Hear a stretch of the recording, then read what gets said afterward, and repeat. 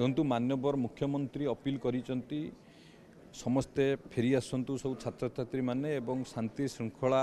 किभली भाव में फेरी आसो माननीय मुख्यमंत्री अपील करिसेंती एवं किट कर्तृपक्षर जो भली भाव में छात्र छात्री मानू व्यवहार ये एक निंदनीय घटना कारण छात्र छात्री माने हेले आम देशर भविष्य एभली असंवेदनशीलता तांको प्रति शोभनीय नुह तांको संवेदनशील देखा कथा सबू समस्यार समाधान थाए किंतु किट कर्तृपक्षर ये जो मनमानी ये आदौ ग्रहणीय नुह से उच्चस्तरीय कमिटी गठन करा जाइछि। आमर एसीएस होम काली किट कैंपस को जाइथिले से ताको पुंखानुपुंख भाव तदंत करुचंती एवं तदंत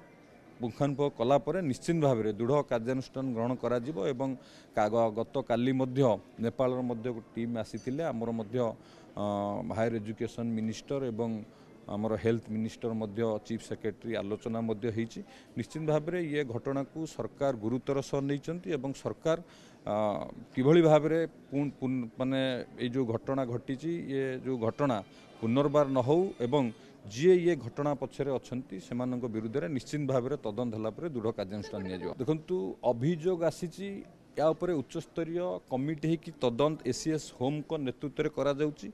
जो जो अभियोग आसूची निश्चित भाव में तदंत हम ये सरकार लोकंकर सरकार ये सरकार रे कौनसी प्रकार दुर्नीति को बर्दाश्त करा जीवो नहीं। निश्चित भाव में तदंत पर जहाँ तदंतर रिपोर्ट आसीबो से अनुसार कार्यानुष्ठान निया जीवो।